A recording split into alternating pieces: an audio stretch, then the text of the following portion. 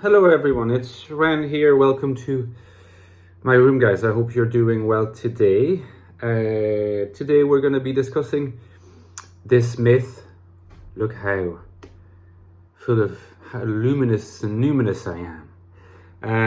We're going to discuss this myth of the insignificant INFJ, the socially fading, socially insignificant, uncharismatic, and shy, awkward, and essentially private INFJ. This myth that has interesting sources and causes is unfortunately all too prevalent in the community, including as a discourse meant to provide some sort of comfort to INFJ, which I think is probably what makes it pernicious. Is that it can comfort INFJs in the idea that this is really what they're meant to be, and it's okay to be this way because you're special anyway, even though you're all these things. I think it's a pernicious discourse, and it's certainly not going to proceed towards liberating INFJ's potential. Okay, so we're going to be looking at that in this video. But before then, you know what it is. Support me on Patreon. There's a link down there. It really helps me, like just a few dollars a month. And if it's added up between a lot of different people, it really helps me, like spend time, get books, read books so I can be informed, bring this philosophical dimension to my content. Just really helps. And you get some exclusive video content as well. So consider it at least. And you can also get my book on the INFJ, the one that has, I guess in some ways, made my reputation, the Ecstatic Soul. If you haven't got it, there's a link below. It's the deepest investigation of the type so far. It will be superseded by my next book, which is hopefully coming out in a few months, perhaps in April. Stay tuned. I've also written The Infinite Castle, which is a novel, and the rumor has it the main character is an INFJ, and fictional exploration of an unhealthy INFJ. If you're curious, check it out. Okay, so this myth of the insignificant INFJ. Usually, it is meant by this the socially inept or insignificant INFJ. There's a reason why I'm deciding to call it a myth. It's not a myth in the sense that it's a completely unreal kind of phenomenon. It is a real phenomenon. It's real both in the sense that it happens among INFJs, and it's certainly even more real in the sense that it's actively promoted as a picture of INFJ life in the world today by content producers, people who have a say and who are listened to in our community, broadly speaking. I'm always reminded of this early video by Frank James, which I've mentioned before, called The INFJ Fade. It probably still is in existence. You can check it out. Frank James in that video captures something real, right? So it's not a myth in this sense. I think what's a myth is that it's good for INFJs to accept this situation as if it was just their lot in life, something that they're bound to be. So where does it come from, all right? Why is it the case that there has arisen in our life, in our community, community of us people who take an interest in types, this language to describe the INFJ as, if I wanted to exaggerate and simplify to make the point very clear, I would say the INFJ is a being, is a person, is a being that is quintessentially torn apart or divided, right? Divided, very strongly divided, between a private sphere and a public sphere. In private, the INFJ is supreme. He is wise beyond his years or her years. He's profound. He is metaphorically inventive. He's usually intelligent, well-read, has a funny sense of humor, interesting viewpoints on lots of different topics. Right, so someone that is a valuable, if you like, a valuable social partner in a private sense. And since the private sphere cannot be a sphere of many people, is either the INFJ by themselves or the INFJ with at least, one or two people that they interact with, right? Offline or online. So we have this idea of the private INFJ as not fading at all. Like the INFJ in the private sphere is thriving. It's like this is his domain, her domain. And then you have the INFJ in the public sphere. Right? And the INFJ in the public sphere, according to that discourse, is a weird inversion, right, or reversal, antithesis of the private INFJ, right? So what you get is an INFJ in the public sphere who's socially failing, who is not standing out, who is at best a good listener and good conversational partner who rarely gets the chance to express themselves, to bring their own perspective. So this idea that, we're really good listeners, but if only other people listen to us as well.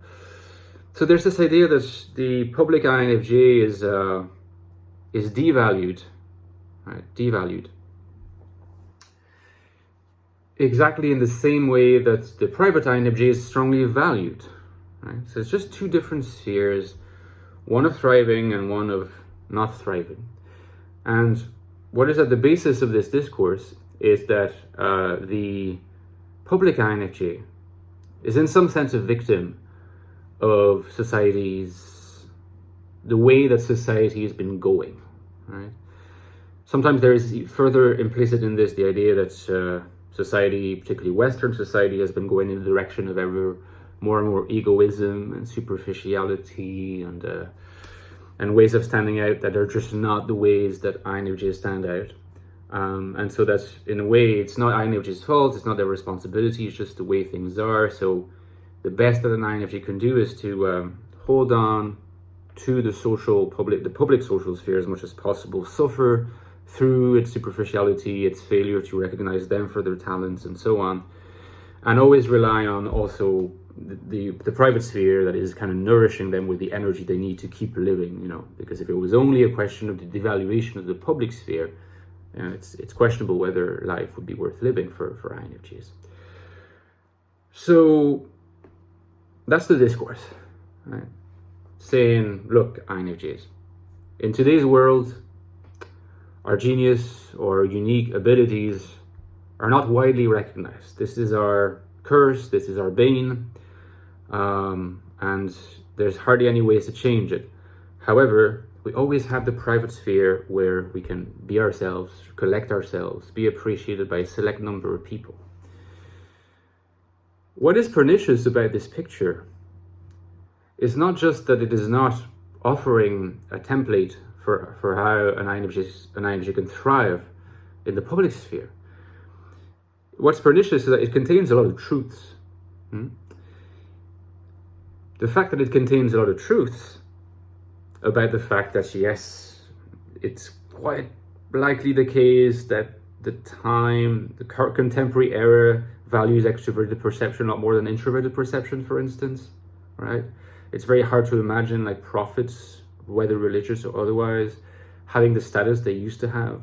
There's lots of ways in which you could look at as a historical factor in explaining why it's not easy for INFJs to be INFJs in the public sphere, socially speaking, particularly in Western secular societies.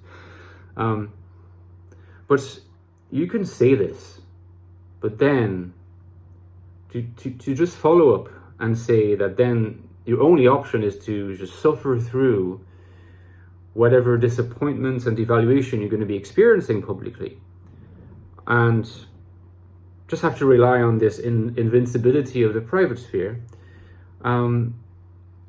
is hardly something very conducive to good and contentment, and more than contentment, a fulfilling, rich, happy life. Not to mention that one other feature of today's society is that even the private sphere is not as private as they used to be, right? Digitalization, globalization, social media, everything, the data being collected by social media, surveillance, all these aspects essentially mean that in today's society, it's actually kind of a mistake to think that your private life is completely immersed, right, and completely protected and safeguarded against the penetration of the public sphere. There is much more interpretation than you might think. So this idealized private sphere of the INFJ is already a little bit of a simplification. Regardless of that, there is the simple basic fact that no matter what you like to ascribe, to yourself as a self-description, give yourself as a self-description, how you like to understand yourself, how you like to portray yourself. You might like to portray yourself as someone who's very private, someone who withdraws from the public eye. The fact of the matter is that regardless of the kind of self-description you prefer, you have to be in the public sphere constantly, every day. Right? You can't just be living like a hermit in your room, Being in the public sphere doesn't mean being a politician or being a parliament, member of parliament, or being some kind of public figure. Just as soon as you enter the social realm, you're in the public sphere. Excuse me. I have to fix this. Yeah. And so clearly we need to come to an appreciation of the INFJs, the public social life of INFJs, that is conducive to more good than just the option that says suffer, through which you have the private sphere. And in order to do that, I think that there's an essential recognition that must be made. It is not others' fault. Perhaps the times are what they are. And the historical era we're in is what it is. But the people who are around you, the people that you are interacting with, are not responsible for what you consider to be. If you do consider that to be the case, your failing, your neglect, your lack of appreciation. Of course, that can happen, and it can be the act of specifically individual people.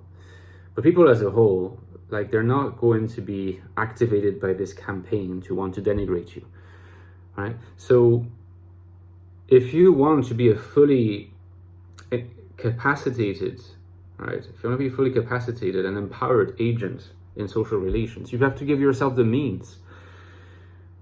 So the question is not that of saying, okay, we are INFJ, we're fading in the public eye, we're alienated until the end of time, and therefore, how can we ideally not engage, or engage as little as possible with the public domain? Which is how the ideology I'm talking about tends to portray the issue. That's not the question, because you cannot escape the public domain. You're always in it, in some sense. So the question is much more knowing that the public sphere and the domain of social interactions nowadays is the way that it is. And given that we have a particular INFJ kind of constitution with its strengths and with its weaknesses, or rather with its, its areas of strength and areas of improvement, given that we have this constitution, what is the best approach?